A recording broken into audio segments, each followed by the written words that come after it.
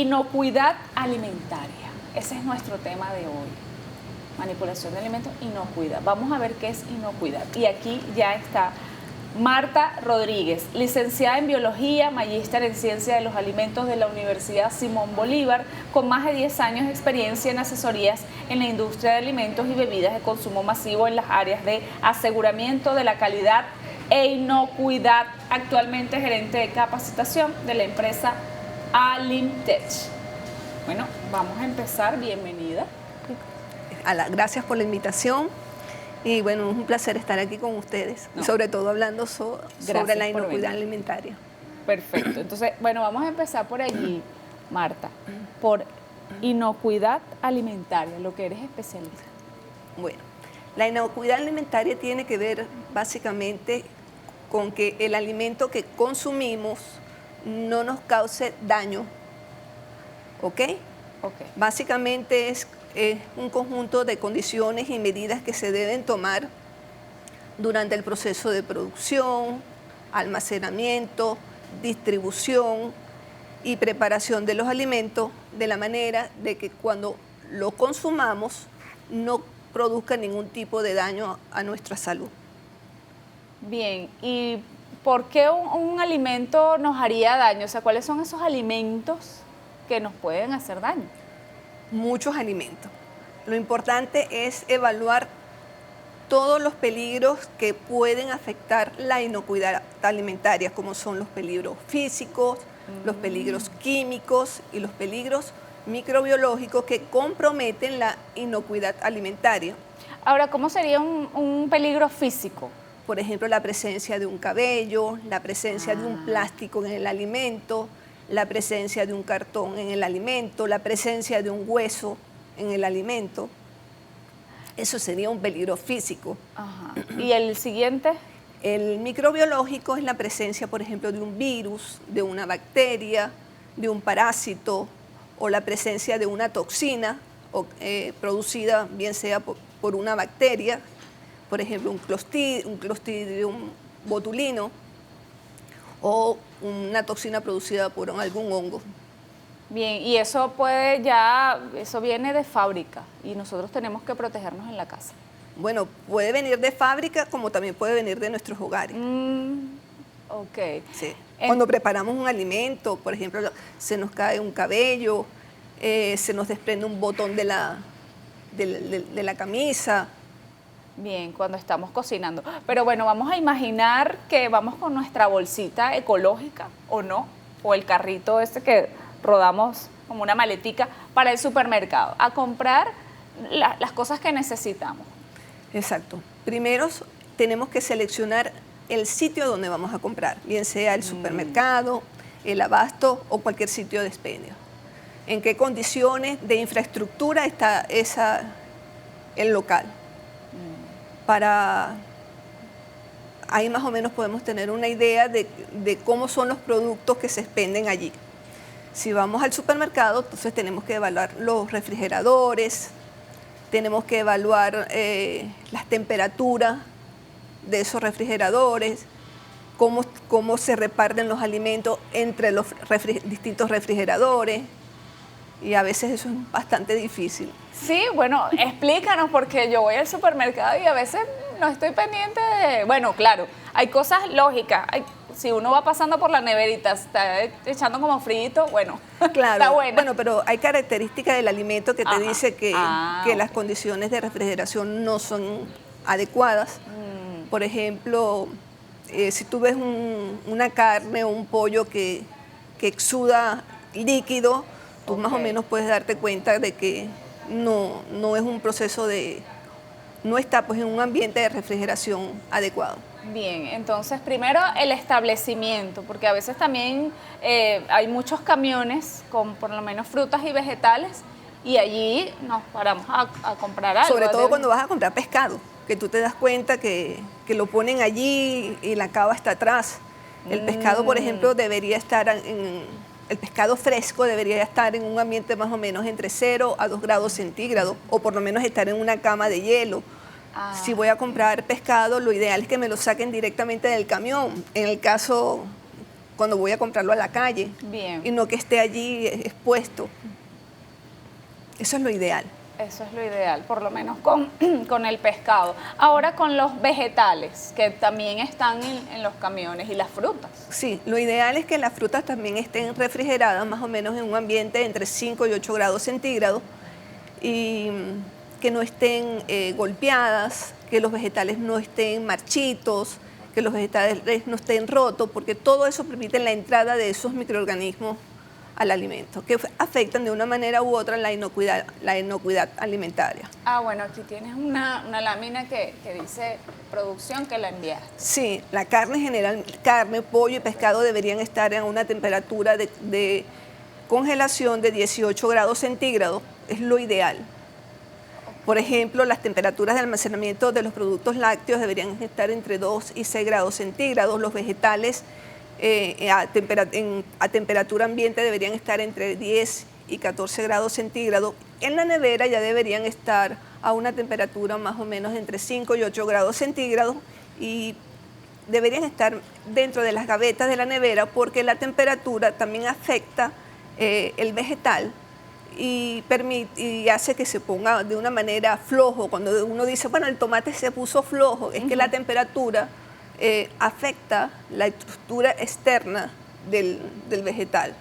Y por supuesto eso permite la entrada de los microorganismos al alimento. Cuando vemos neveras, por ejemplo, se ve mucho en los supermercados.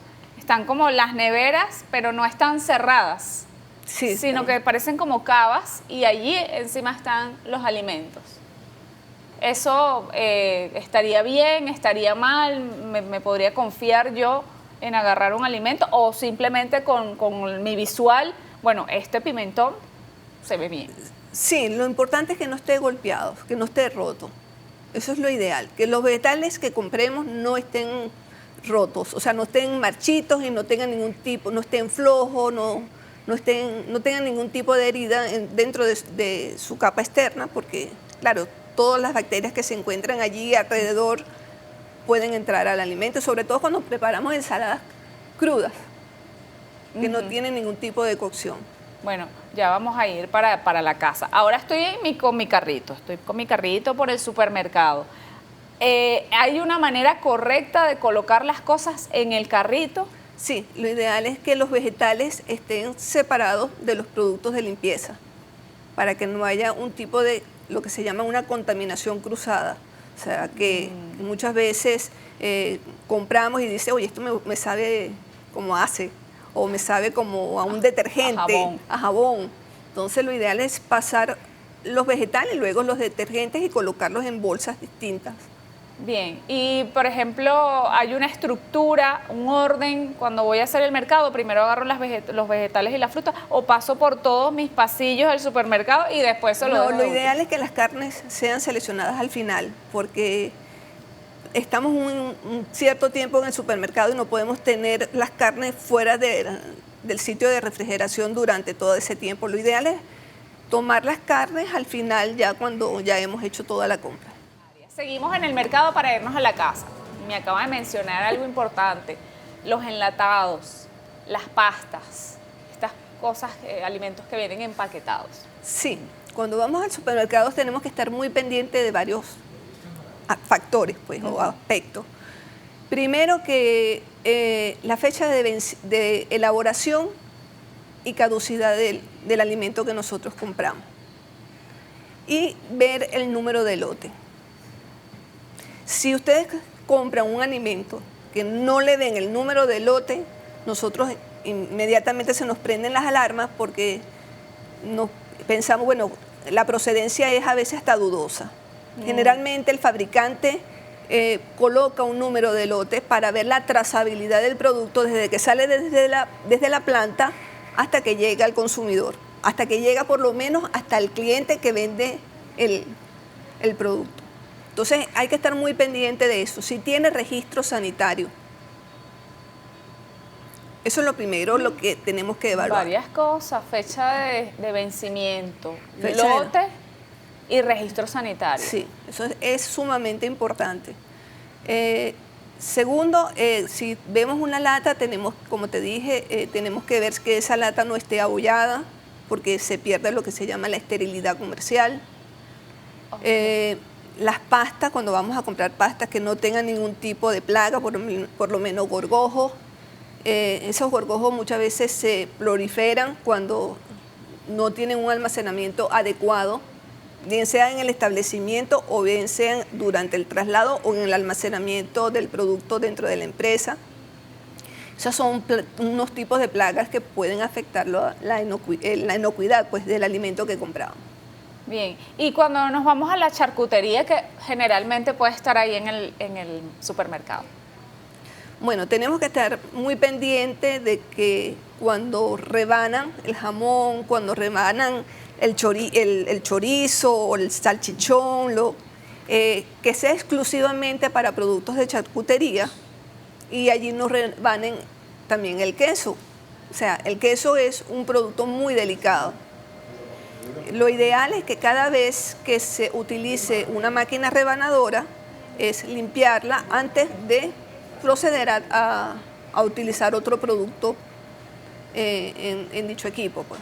Los equipos son sumamente importantes evaluarlos porque son también fuentes de contaminación de los alimentos.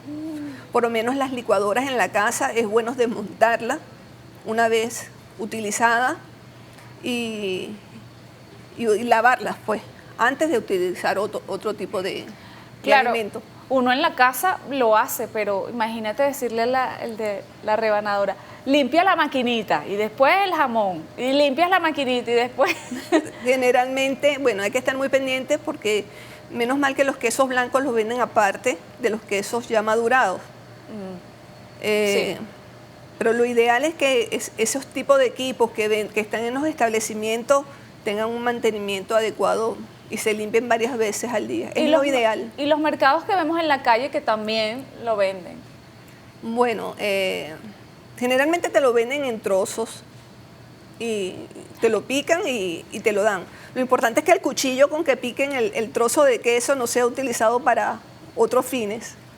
Claro, bueno, como dice, estar pendiente del establecimiento. Exactamente. A donde vamos a comprar y su higiene. Ahora nos vamos a la casa. Tenemos nuestras bolsas, nuestras cosas. Hay algo muy importante, por ejemplo, cuando compramos las carnes, bien, es importante, si tenemos carro, tener una neverita en el carro para colocar todo lo que son los productos fríos, las carnes, los quesos, una cava. Por lo menos una cava, sí, para separarlo, porque muchas veces nos vamos a hacer otros tipos de diligencias y tenemos, en la maleta del carro tenemos esa carne allí aguantando calor durante muchas horas y eso no debe ser. ¿Cuánto tiempo puede tener una persona una carne? Porque, bueno, está en el supermercado y se va caminando a su casa con las bolsas. O sea, ¿cuánto es el tiempo como decente o el máximo que puedes estar con las bolsas en la calle? Menos de una hora. Menos de una hora. Sí, menos de una hora. Sí, porque comienza la carne a exudar, se empiezan a romper las células, las estructuras celulares, se empiezan a perder nutrientes, comienzan a proliferar algún tipo de las bacterias que están allí. O sea, le estamos creando un ambiente idóneo para que las bacterias crezcan.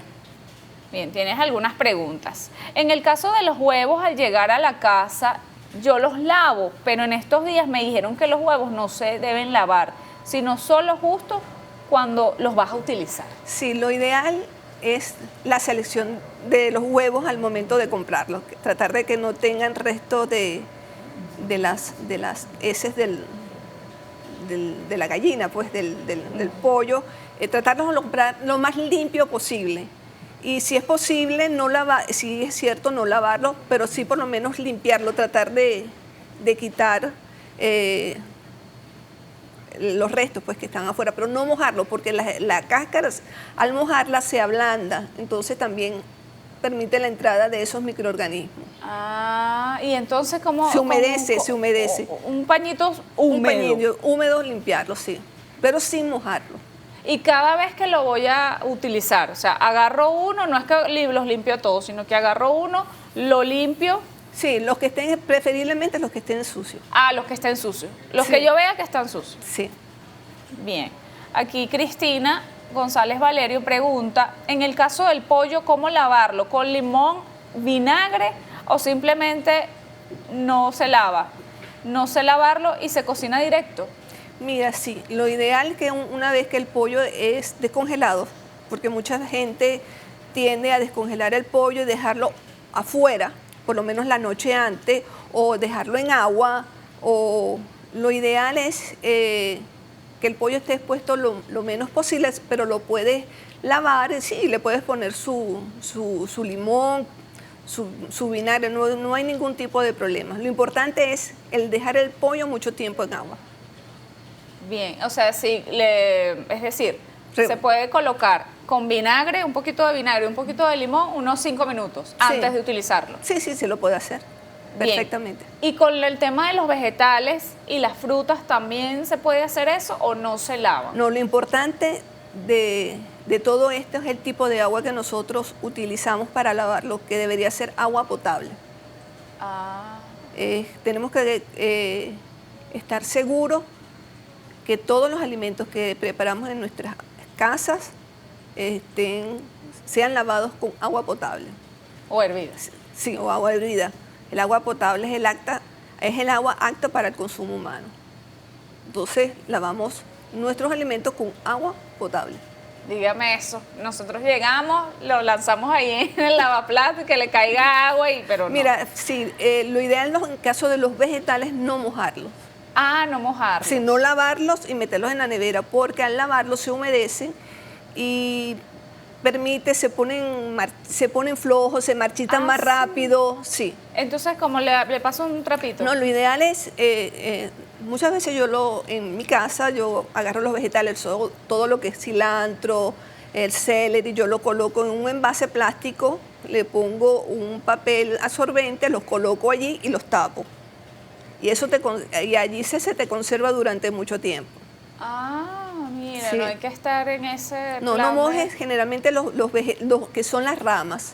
Lo que es el tomate, el pimentón, sí lo puedes lavar y dejarlo afuera. Y la cebolla. Y la cebolla dejarlo afuera hasta que eso se seque. ¿Ok? No lo metas mojado dentro de la nevera. Lo ideal es que lavarlo, dejarlo afuera, que eso se seque bien y meterlo luego a la nevera. Y las frutas, por ejemplo, manzana, mandarina, uva. Sí, también lavarlas con agua potable, dejarlas afuera que se sequen bien las frutas y luego colocarlas dentro de la nevera. Ahora, el tema de la escala del frío, ¿cómo yo puedo configurar mi nevera como para que no se me ponga como que el tomate, mira, lo ideal, la temperatura de la nevera debería estar entre 5 y 8 grados centígrados. En el caso del tomate, el pimentón, lo ideal es colocarlos en gavetas, porque el frío los daña. Lo que es la zanahoria, las papas, también colocarlas en las gavetas. La humedad es buena, en cierto modo, para los vegetales, pero nunca dejarlos expuestos directamente al frío, porque el frío daña sus estructuras. Bien. ¿Y cuánto tiempo yo debería tener un alimento en la nevera? Porque, mira, esa cebolla tiene semanas ahí. Bueno, con tal que no esté dañada, tú puedes estar tranquilo. Pueden estar 1, 2 semanas, 3 semanas, de acuerdo a la apariencia física, y cuando tú la toques, que no esté floja, que sus paredes no estén dañadas, pues. Bien, y el tema vamos al refrigerador ahora, el tema de los alimentos congelados, el pollo, la carne. Puede pasar que yo saque un pollo, lo dejo ahí que se ablande, que se descongele, y después tengo que salir, ay no, ya no lo voy a hacer, y lo vuelvo a meter. Sí, hay que evitar por todos los medios de la congelación y la descongelación. ¿Ok? Es importante que una vez que, si te vas y no te vas a comer el pollo, bueno, tendrás que volverlo a congelar, no te queda más remedio, pero hay que evitar por todos los medios lo que es congelar y descongelar, congelar y descongelar. Y sobre todo cuando vienes del supermercado, que compras carne, lo ideal es fraccionarla. de acuerdo a lo que tú te vayas a consumir, porque hay personas que compran carne, entonces congelan y descongelan, congelan y descongelan. Entonces, lo ideal es, si compro, por ejemplo, 12 bistecs y somos 4 personas, bueno, vamos a ponerlos en bandeja de 4. Igual el pollo, en bandeja de 4, de manera de que no estemos congelando, descongelando y congelando. O sea, descongelando lo que voy a utilizar. Solamente lo que vayas a utilizar. Siempre el tema. Ok, y en la alacena, por ejemplo, en los gabinetes para cuidar la harina de trigo, estos alimentos que vienen empaquetados. Sí. Hubo una que comentó que, por ejemplo, la harina de maíz precocida la coloca en la nevera. ¿Eso es válido, el pan en la nevera? Sí, sí. De hecho, tú colocas la harina en la nevera y yo la coloco en la nevera. Ah. Y eso, en cierto modo, estoy garantizando o alargando el tiempo de vida útil del producto que estoy comprando. Los cereales muchas veces los coloco en la nevera para evitar, porque parece mentira, las condiciones las condiciones de almacenamiento afectan muchísimo el tiempo de vida útil de un producto. No, y también, por ejemplo, he visto con el cereal que se pone como viejo. Sí, pero si tú, por ejemplo, compras un cereal y lo tienes en la nevera, sí. Pero viejo, si lo abres y lo dejas afuera y hay entrada de aire, si tú tienes un cereal, lo utilizas y lo metes en el refrigerador, siempre va a mantener sus características organolépticas. Bien, buenos días. ¿Cómo hacer con el cambur? Bueno, no sé, el cambur se daña rápido.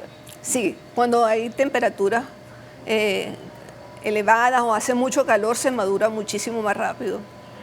Súper educativo. Una duda, ¿cómo descongelo el pollo? ¿En la parte baja de la nevera? Sí, lo ideal es que, por ejemplo, si voy a usar pollo mañana, yo saco el pollo en la noche, lo coloco en el refrigerador y el día siguiente, bueno, lo saco y ya está, por lo menos es más fácil, no está tan duro como sacarlo directamente del congelador. Bien, y hay personas que veo que lo ponen como en un bol de agua. Sí, pero se puede poner un bol de agua, pero hay personas que lo dejan 3 y 4 horas dentro del agua y eso no debería ser. Ah. O lo puedes dejar afuera, pues. ¿Por qué? ¿Por qué no se puede dejar en el bol de agua? Porque pierdes nutrientes, facilitas también el incremento de los microorganismos que de por sí trae el pollo, porque el agua de por sí, la actividad de agua, el agua facilita el crecimiento microbiano. Entonces eso quiere decir que tengo que dejarlo descongelar en su proceso natural. Sí, lo puedes dejar a un lado y eso se va descongelando solo, siempre que esté empaquetado. Bien, una vez mi madre compró 1 kilo de jamón ahumado en un famoso supermercado prestigioso y me dio una diarrea infecciosa terrible. Fue la rebanadora del supermercado. Sí, también puede ser también el tiempo que estuvo expuesto ese jamón a una temperatura inadecuada. Puede ser varios factores e incluso también a veces, bueno, el jamón habla, cuando ya está como baboso, es como que sí. ya, o sea. Y eso muchas veces esa baba es la presencia de algunas pseudomonas que están allí. Porque ahora nos acompaña Raúl Martínez Valdivieso, profesor de pre y posgrado, jubilado en el Instituto de Ciencia y Tecnología de Alimentos, Facultad de Ciencias. Pero para resumir ese currículum que tiene el profesor, especialista en inocuidad alimentaria y microbiología de los alimentos. Bienvenido. Gracias por la invitación. No, muchísimas gracias por estar aquí. Y en el corte me comentaba algo del jamón. ¿Saben? ¿Se acuerdan que estábamos comentando del jamón, de baboso, que la gente lo lava? Usted me dijo algo también que pudiese ser. Sí, otra salida es un toque térmico, colocarle levemente a la plancha cierta temperatura y tome en cuenta, si bien la candela no mata todos los microorganismos, los mata casi todos. Entonces, su toque térmico para ir sobre seguro en materia de inocuidad alimentaria. Perfecta recomendación. Ahora, ¿cuál es la causa principal del deterioro de los alimentos? Ok, la causa principal del deterioro son microorganismos, particularmente bacterias. En materia de inocuidad hay que tomar en cuenta el principal factor de las enfermedades transmitidas por alimentos, microorganismos. la principal causa del deterioro de los alimentos? Microorganismos. Y acuérdense, los microorganismos están en todas partes. Acá mismo, en el ambiente, en la mesa, en el piso. En el recorrido del campo a la mesa, en cualquier punto puede llegar. En la tierra, del agua de riego, viene sobre la superficie del vegetal, en el traslado, en el almacenamiento, en cualquier punto de la cadena agroalimentaria puede hacerse presente. Un vehículo también nosotros mismos, el manipulador de alimentos. Allí la importancia de los hábitos de higiene personal. Nosotros mismos somos un reservorio muy grande de microorganismos a nivel del tracto faríngeo, a nivel del tracto intestinal, sobre la piel. Allí la importancia de los hábitos de higiene del manipulador, el baño diario, la ropa limpia, el lavado sistemático de las manos, cómo controlar eso que nosotros llevamos encima. Y muchas veces el uso de un tapabocas, un protector bucofaríngeo. Cuando hablamos, conversamos sobre el alimento, expelemos gotas de saliva y estamos impregnando el alimento con nuestra propia microflora. 40-50% de la población es portadora a nivel de tracto faríngeo de una bacteria potencialmente patógena, Staphylococcus aureus. Llega el alimento, se multiplica y puede liberar una toxina. Entonces, allí los hábitos, la conducta del manipulador. Ahora, el manipulador está en toda la cadena alimentaria. Ahora, Correcto. cuando llegamos a la casa, que bueno, ya ahí es nuestra responsabilidad y no sabemos por cuántas manos ha pasado nuestro alimento, ¿qué deberíamos hacer para garantizarnos? Somos el último protagonista en la cadena agroalimentaria. Y por ser el último, no estamos señalando que no tenemos responsabilidad. Tenemos una fuerte responsabilidad en mantener esa condición de inocuidad. Acuérdense, inocuidad alimentaria, garantía de que el alimento no va a ser la causa de una afección sobre la salud del consumidor. ¿Cómo dar garantía? Tiene que serse sobreseguro, tiene que serse totalmente planificado, anteponerse a cualquier situación de peligro. Entonces, el escenario, entonces, ¿quién es el lugar? Su limpieza, su desinfección, el orden. Tenemos que controlar plagas. Acuérdense, a través de una plaga también es un canal seguro de cualquier llegada de un microorganismo patógeno. A través de una mosca, de una cucaracha, de una chiripa, ratones, ratas, a través de las aves y aún las hormigas. No porque sean portadoras, sino porque una hormiga deambula por todas partes. Comentaban de forma previa el escenario. Yo tengo que ver en qué escenario llegué. Entonces el ambiente, el orden, la limpieza, el aspecto de quién me está atendiendo, su conducta, sus hábitos. Entonces el escenario juega un papel muy importante y mantener higiene permanente. Con eso controlo. No estaría eliminando por completo los microorganismos, pero tengo un fuerte control. ¿Y ahora se puede eliminar por completo o siempre queda algo por ahí? Los controlo. Hablar de eliminarlos, no. Acuérdense, omnipresencia. Todo el tiempo y en todas partes ellos están. El humano apareció aquí ayer tarde, si nos comparamos con respecto a los microorganismos. Eso ha evolucionado con el planeta. Ellos están en todas partes. ¿Que lo voy a erradicar? Imposible. Habrá ambientes muy particulares donde hay unas medidas, digamos, bastante extremas. Lo que me queda es controlarlos, reducir su actividad, reducir su número. Bien, controlarlos en la cocina. Ahora, estos utensilios, vamos a hablar de lo que utilizamos, los cuchillos, las tablas. Ok, entonces todos los implementos que utilizamos, limpieza y desinfección. Y hay veces que darle un uso específico. Esta es la tabla para cortar vegetales. Esta es la tabla para cortar las carnes, para evitar contaminación cruzada. ¿Cuál es el implemento, el cuchillo con que voy a cortar carne? ¿Cuál es el de los vegetales? Y si tengo un solo cuchillo, entonces establezco un orden. Primero voy con los vegetales y al final voy con la carne, para evitar contaminación cruzada. Entonces puedo establecer un orden, cómo voy a hacer mi actividad, pero la limpieza de cada uno de los implementos. ¿Cómo los debo limpiar? Ok, cuando hablamos de limpiar, estamos hablando de 3 operaciones. Hay una física, hay una química y hay una biológica. La física, vamos a suponer, uno se plantea limpiar el piso de su casa. ¿Qué es lo primero que hace? Barrer. Está recogiendo el sucio disperso. Luego voy con agua y un detergente, jabón, a remover películas de grasa, películas de proteína. Entonces ya he reducido el sucio visible. Aplica al piso, aplica cualquier implemento que yo quiera limpiar. Y finalmente puedo manejar un desinfectante. Es el toque biológico. Tratar de reducir al mínimo las bacterias que pueden estar presentes. A nivel doméstico, en limpieza, algo muy generalizado, el uso de cloro. Pero hay que usarlo también con prudencia. Acuérdense, es un químico y también tiene una capacidad tóxica sobre el humano. Entonces, limpiar y desinfectar para cada uno de los implementos que va a entrar en contacto. Lo más que hacemos es lavar con detergente y estamos reduciendo significativamente.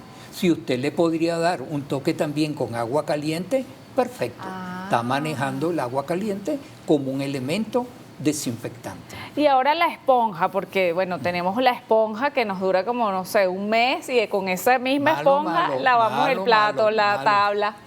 ¿Cómo hacemos? Hay lugares donde, bueno, se trabaja al público. Esa esponjita, duración un día, se descarta, porque a la larga ella misma va a ser el reservorio de microorganismos. Hay también quien le puede dar un toquecito en el microondas periódicamente.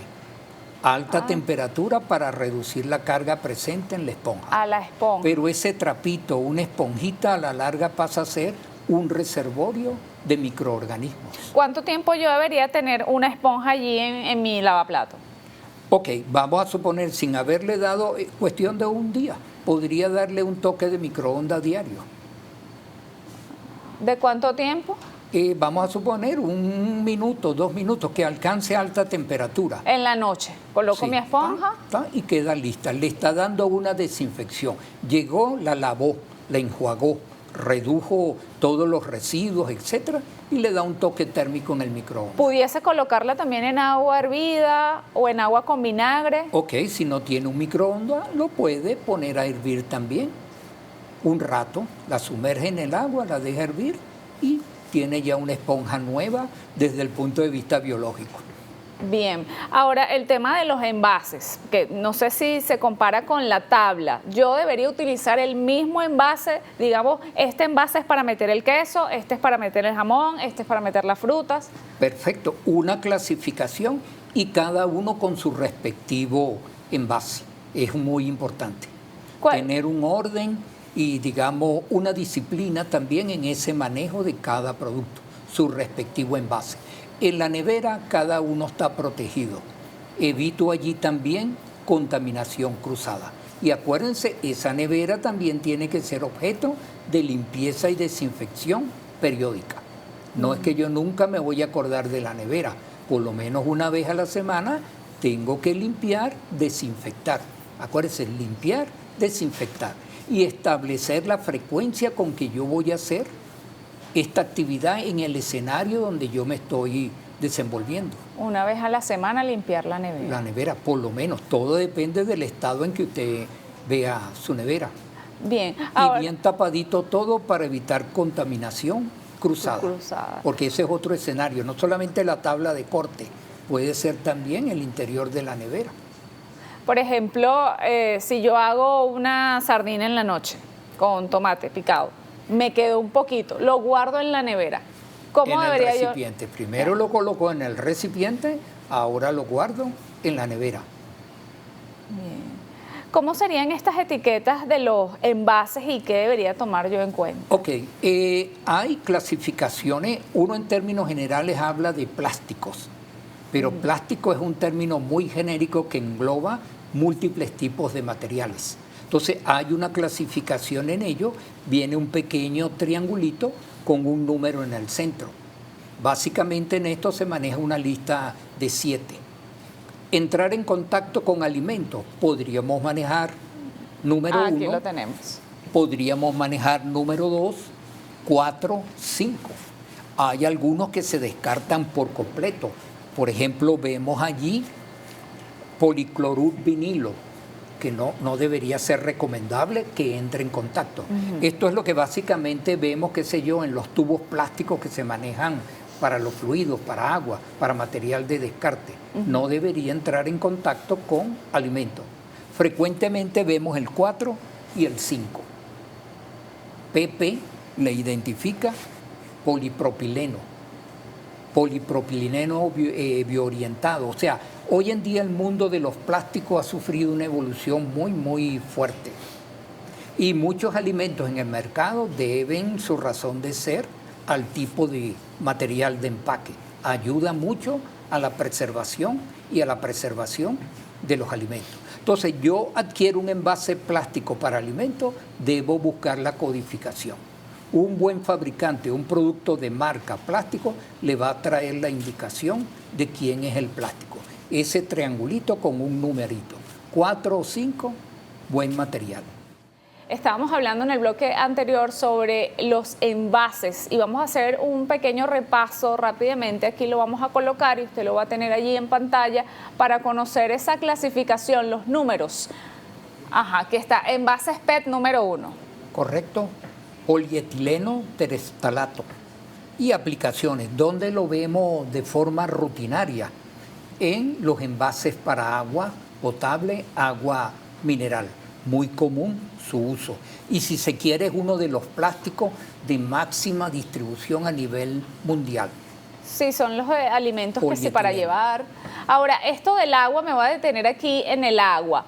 Compramos el agua, nos tomamos el agua y después ese envase lo seguimos utilizando. Y metemos más agua. Y ¿hasta cuánto tiempo yo puedo utilizar una un envase? recomendación que hace hasta el mismo fabricante, utilícelo una vez. Le puede dar cierto tiempo de uso, pero acuérdese de irlo rotando, no mantenerlo por mucho tiempo. Con esto estamos evitando que parte de la estructura del empaque, del envase, migre hacia el agua del interior y evitar ingerirlo. Entonces, más tiempo, más degradación, más migración, estamos evitando problemas de este tipo en el material. Bien, no es bueno quedarse con esos envases siempre. Vamos Algo a bajar. muy estable, el número 5. El número 5 es una estructura sumamente estable, rígida, y el nivel de migración es muy escaso. Es mínimo. Vamos a decir, inferior a lo que podrían tener los otros. Es una gran ventaja del número 5, polipropileno. Bien, vamos a buscar aquí ya hablamos del 5, pero vamos para el 2. El 2. Ajá. Entonces vemos otro derivado de polietileno de alta densidad. Entonces se van cambiando las estructuras. Vemos allí es un plástico opaco y duro, liviano pero resistente. Se usa habitualmente en contenedores para leche y jugos. Es el recipiente donde vemos que a veces se expenden mucho jugo por su característica de resistencia. Es un derivado de polietileno. Se identifica con el número 2. Bien, vamos con el número 3 al 4. Del 2 al 4, no hay 3. El 3 no es permitido en alimentos. No es permitido. Correcto. En alimentos. El 4. El 4. Entonces estamos hablando del mismo polietileno, pero ahora de baja densidad. Entonces es más fácil, digamos, identificarlo por el numerito. Entonces es más delgado que otras resinas. También posee resistencia. Se usa habitualmente en el envasado y de ciertos empaques, en ciertas bolsas, etc. Puede entrar en contacto con los alimentos. El 4 o el 5 no hay problema. Entonces, polietileno de baja densidad. Bueno, vamos a recordar, ahora vamos con el 5, que ya lo hablamos y lo recomendó el profesor. Polipropileno es la mejor opción debido a su alta fusión. O sea, se hace una estructura más compacta, más rígida y habría menor migración de su estructura hacia el alimento que estaríamos reteniendo en el envase.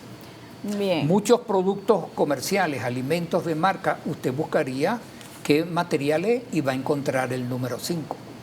Bien, aquí está el 6. El 6, poliestireno, PS.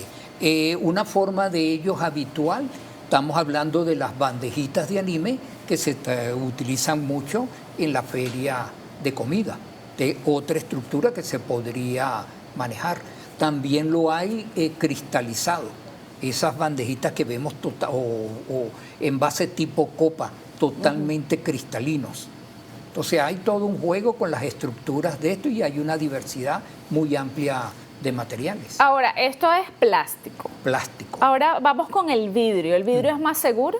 Ok, desde el punto de vista de que haya transferencia, el vidrio es totalmente inerte. Del vidrio no hay migración de la estructura para nada al alimento. Tiene sus pros, tiene sus contras.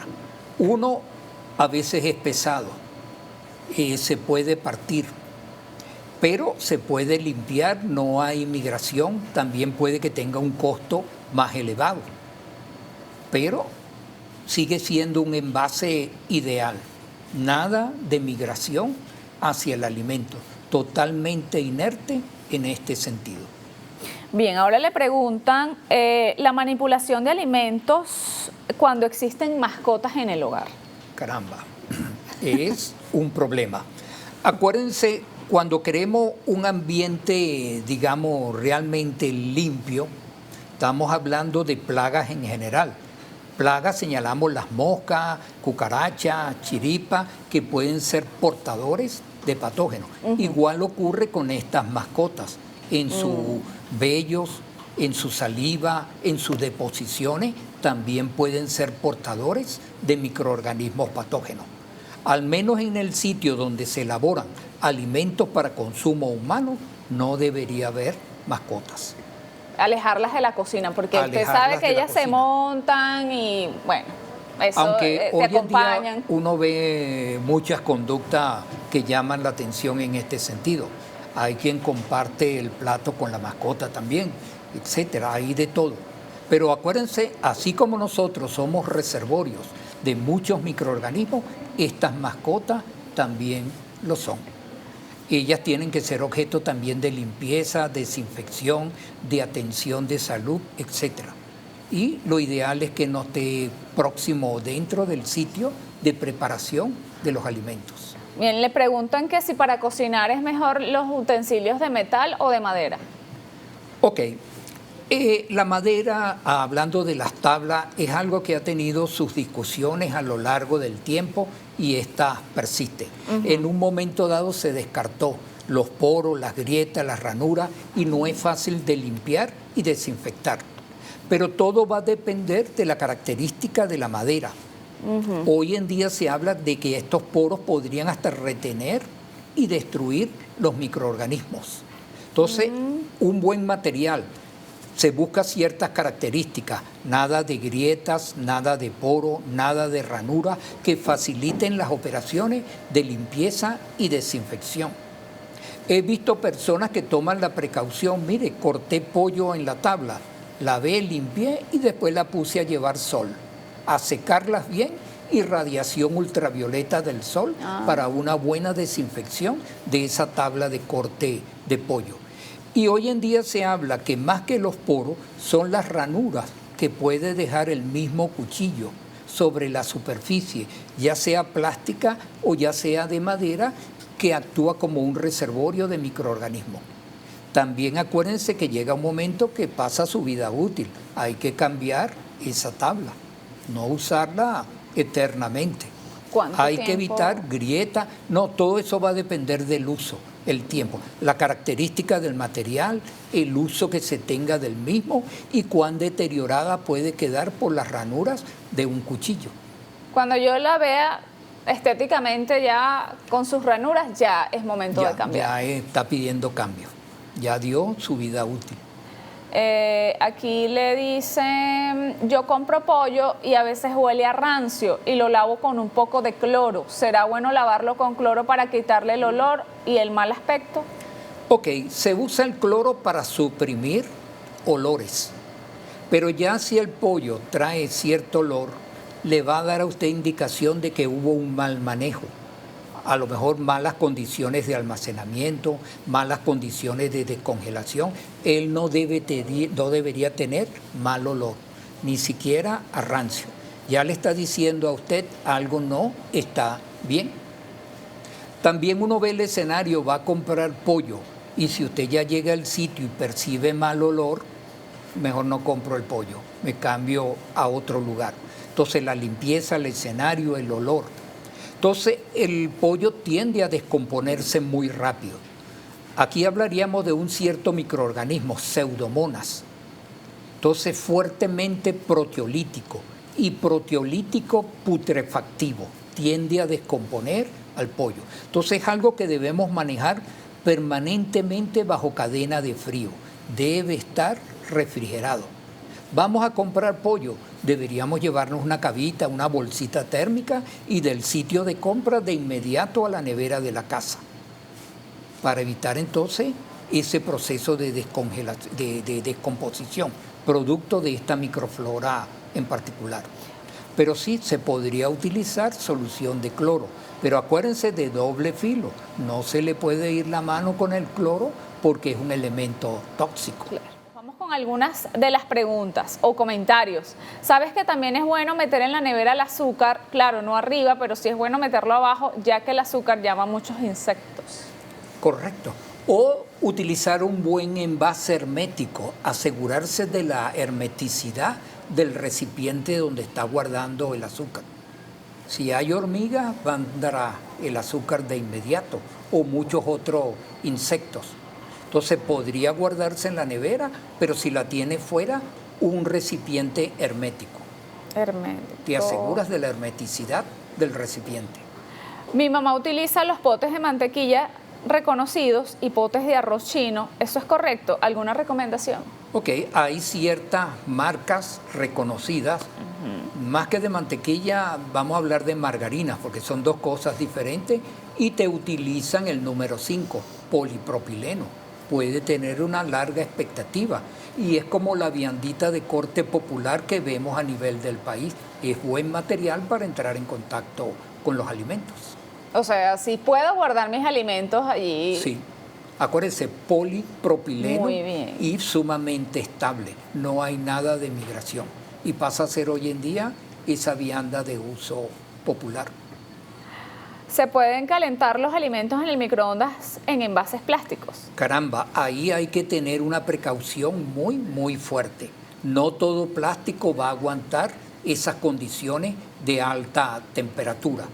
Un recipiente para este propósito debe traerle un logo que le indique puede ser manejado en el microondas. No hay problema.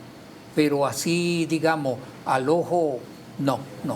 Hay que asegurarse que el plástico pueda soportar estas condiciones. Es al momento de la compra que viene la etiquetica, no es que el envase per se ya tiene Un recipiente de buena marca le va a traer todas esas indicaciones impresas en el fondo del recipiente. Están impresas los logos. Bien. Puede hablar sobre los alimentos que son refrigerados, pero más de un año en el freezer, ¿eso está correcto? Ok, congelación.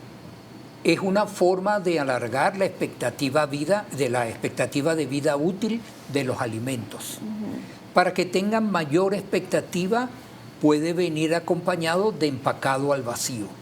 Algo empacado al vacío. Estamos evitando reacciones de oxidación. Y viene congelado, puede tener tranquilamente esa expectativa larga de vida útil. Hablemos, por ejemplo, un pernil de cochino. Quedó de las actividades de diciembre, que lo veo difícil, pero vamos a suponer que así ocurra. Si usted lo empaca al vacío, puede tener larga expectativa en el congelador. Si no, igualito se va a oxidar, así esté congelado. La congelación no le para un cambio oxidativo, le puede detener la actividad bacteriana, pero no le va a detener la actividad oxidativa. Por eso a veces se complementan ambas cosas. Empacado al vacío, congelación. Larga expectativa de vida útil. Igual hay personas que he visto que también las hallacas, bueno, algunas personas que hacen hallacas tienen más de un año con la hallaca ahí o con una hallaca. Ok, pero puede haber cierto cambio de sabor por rancidez, oxidación. Y acuérdense, estamos hablando, bueno, la multisápida, un complejo cantidad de elementos y hay grasa de por medio. Esa grasa es susceptible de oxidación y particularmente grasa de origen animal. Entonces, un año una hallaca, yo particularmente no me la comería. Le podría dar 3 meses congelada y buen tratamiento térmico, pero a la larga puede haber cambio oxidativo por el contenido graso de los ingredientes que participan en esta formulación. Bien, hablemos del aceite. Freímos los plátanos, nos quedó aceite en el sartén. Ese aceite lo seguimos utilizando para freír otros alimentos. ¿Eso es correcto? ¿Lo puedo Podría hacer? ser.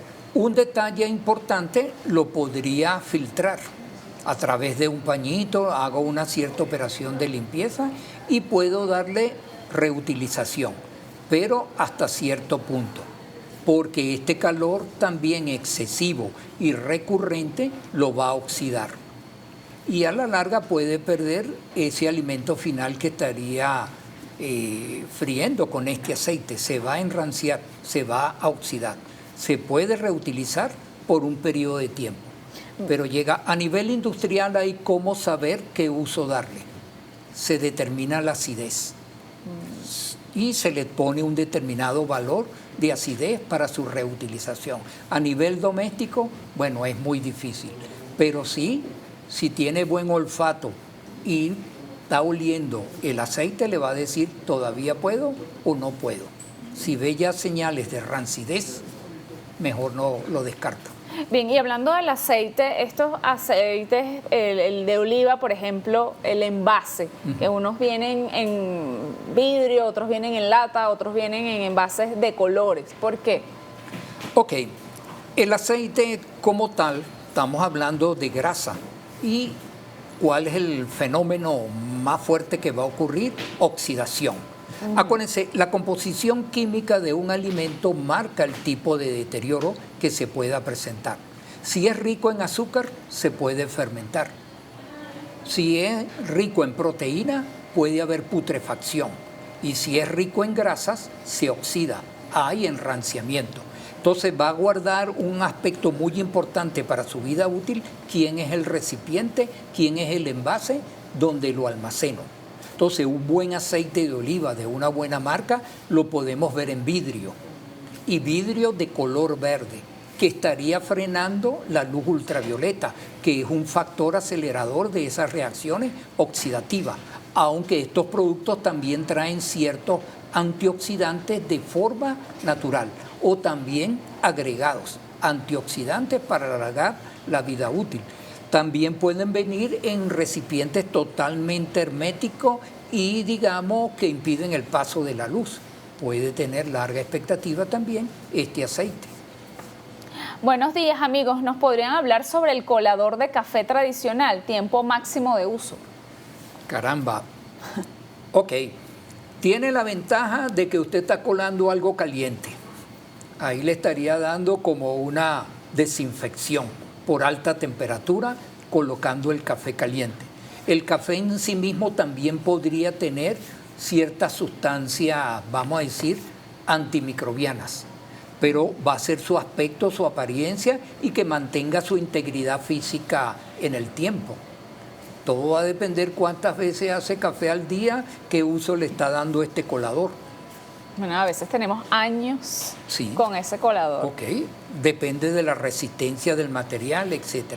Y acuérdense de limpiarlo, lavarlo, desinfectarlo, darle su toque térmico de vez en cuando para evitar cualquier problema de contaminación. De vez en cuando. Aquí Ana vuelve a preguntar sobre los envases que se pueden colocar comida caliente en el microondas. Me refiero a los plásticos. Los plásticos. O sea, normalmente el fabricante, un producto de marca, le va a indicar si puede llevarlo al microondas. Claro, eso es al momento de la compra, Ana, que Sí. ahí ves las etiquetas, lo ves en el logo también. El logo va a identificar si se puede utilizar.